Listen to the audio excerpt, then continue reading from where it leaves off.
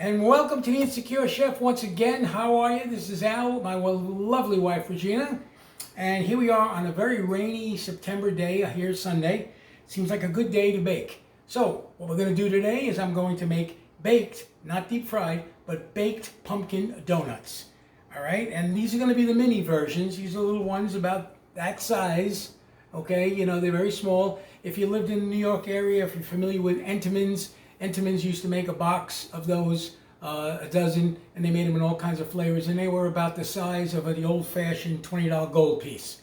So, with that said, we're going to get started. I've got all my ingredients down here. It's really very simple. It looks like a lot of ingredients, but, well, maybe it is a lot of ingredients. But anyway, it's really not difficult to do. So we're going to get started. I'm going to be dumping in 2 eggs first, and of course, as always, the recipe will be on the channel. So 2 eggs going in. Okay, I'm going to follow that with, what am I following that with? Oh yeah, of course. I put in my 2 eggs. I'm going to put my cup of puree in here. This is the pumpkin puree from the can.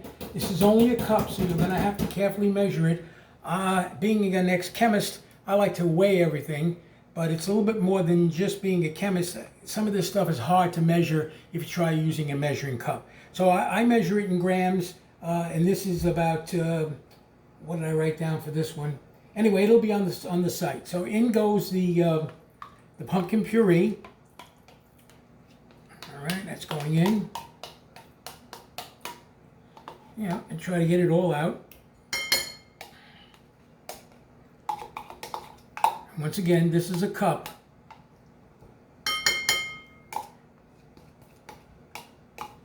All right, that's about as good as I'm going to get. All right, that goes there. All right, and I'm going to follow that with 2 teaspoons of vanilla extract. 2 teaspoons of vanilla extract going in. There's 1. And there's 2. Alrighty. Next is going in the 1/4 cup of maple syrup. 1/4 cup of maple syrup. This looks sumptuous right off the bat. Alright, and we're going to give that a good mix. Alright. So if you'll bear with me, I'll get this in there. Now, normally, Regina's going to get mad at me. Normally, I would, take a break so you don't have to watch me mixing. But for some reason, my phone and my wife's index finger don't seem to get along. So when she tries to stop and start and pause, she could fight with the camera. So I'm going to try to eliminate that burden and do this as quick as I can. But you do want to get it mixed, well. I don't know if you can see that, babe? Mm-hmm. Alrighty. All right. What do you think? You think that looks pretty good? Yeah, that looks good. All right. Now I'm going to throw in our brown sugar. Brown sugar is going in. This is about 2/3 of a cup, or 141 grams. Again, you might say, what is with this guy and grams and weights? I have found that a lot of these things are very difficult to measure properly, including flour for that matter. I know that, they have the cups that you scoop in and you level off. I found it much simpler just to weigh them. And once you know the weights, you kind of use them all the time over and over again. It's not a problem, and it is accurate and it is reproducible. So that's my defense of weighing. Okay.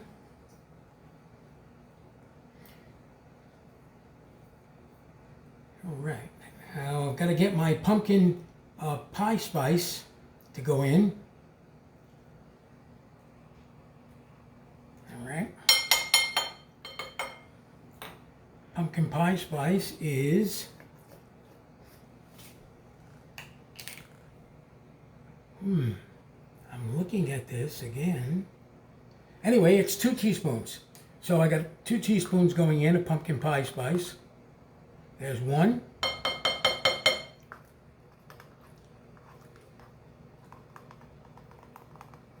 And there's 2. And again, we're going to give that a little mix.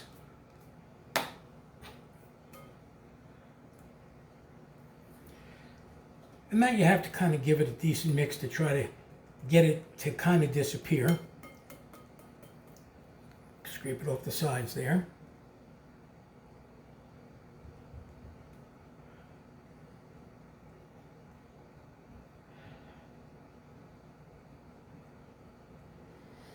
All right, and now we'll start getting some of the powders going in. Next goes in the flour, which is 2 cups or 240 grams of flour.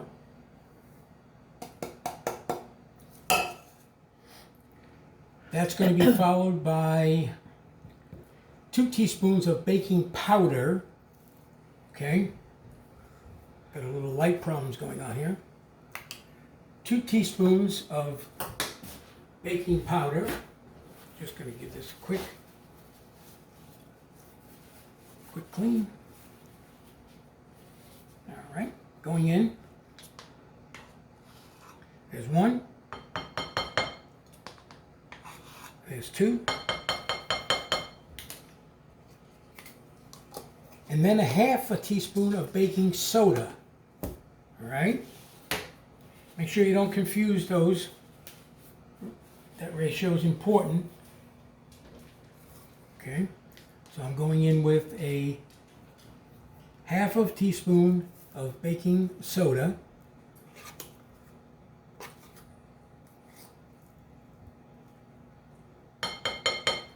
Okay, the half teaspoon of baking soda is in. A little kosher salt, which is going to be a half a teaspoon of kosher salt.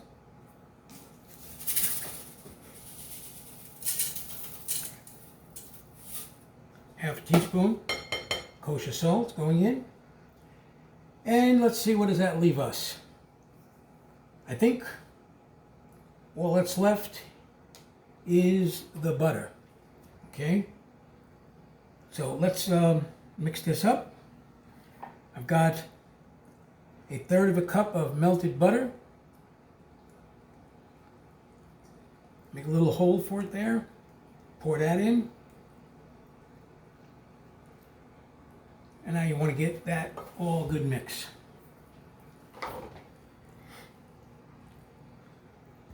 Meanwhile, I've got my stove preheating to 350 degrees. Maybe while I'm mixing this, maybe want to show them the pan. Okay, those are the, I don't know what they call them, minis or whatever, but they're small, as you can see. That pan will make a dozen. This batter should make about 2 dozen. So I'll be baking these twice. You'll only have to sit through watching me baking them once. But once these are done, that first 12, and I pop them out, I'll refill and do the remainder. Should yield, like I said, about 2 dozen.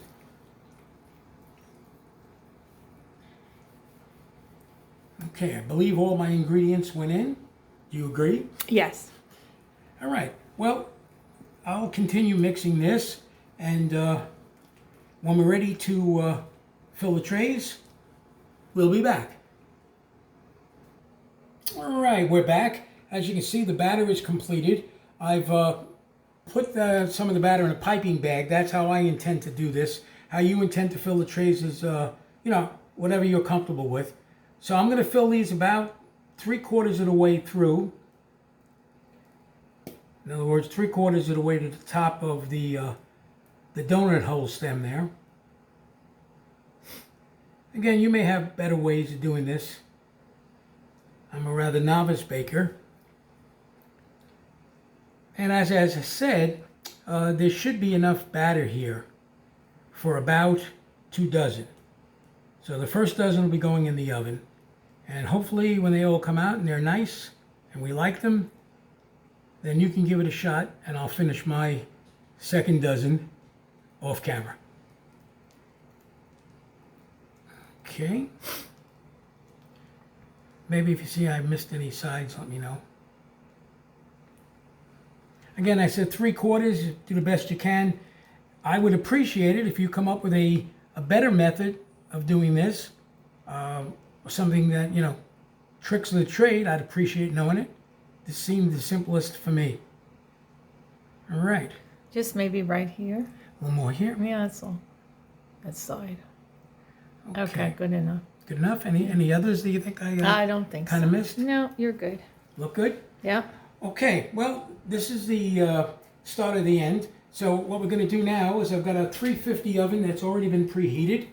I did mention to you, and if I didn't, I'll make sure I'll say it again, that these are these cups are greased. I took butter, melted it, and then brushed them in nicely on all of them. Otherwise, these little guys are not going to come out very easily. Okay, we're going to move over to the stove.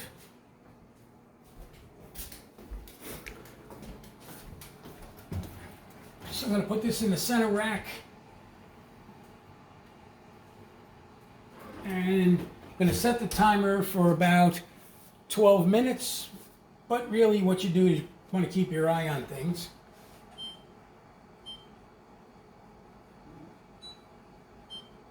"12 minutes it is. Start.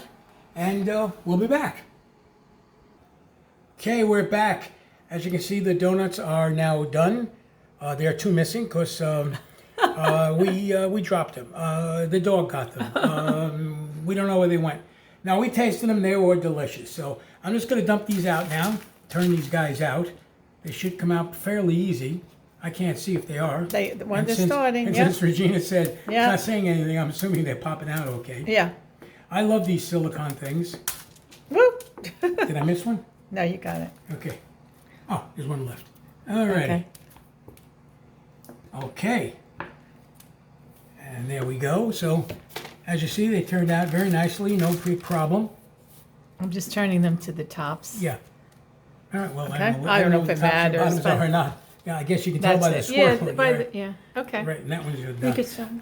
Oh, yeah, and Regina, who likes to keep the fats down to a minimum, she did a quick brush, very light brush of butter, and then a quick dip in the combination of sugar and cinnamon. That combination quantity is again on the site.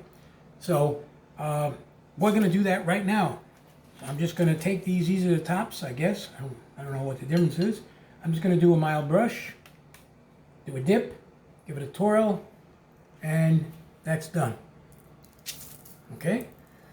Just a brush, a dip, and a mild twirl. Okay? Now, babe, is this, am I using enough?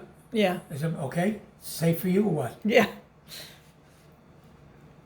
And of course, you can Dunk do it whatever in you butter. want. You can dump the whole donut in there, obviously, if you want.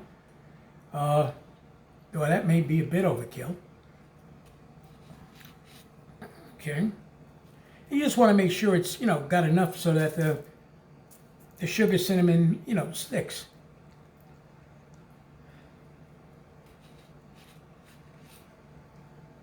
Okay. All right. And, you know, what's going to happen off camera is I'm going to duplicate essentially everything you saw because I have enough batter now for another 12.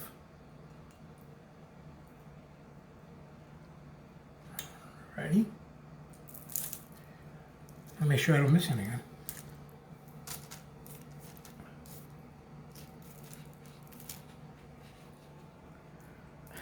There we go. Just, whoops, that was dopey.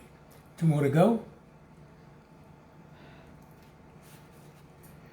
And obviously also, if you don't want anything on them, don't.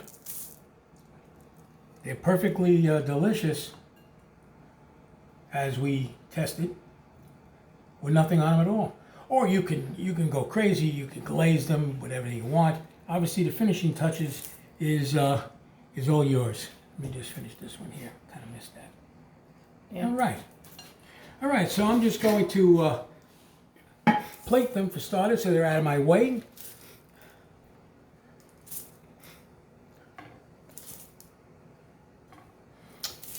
They do look good.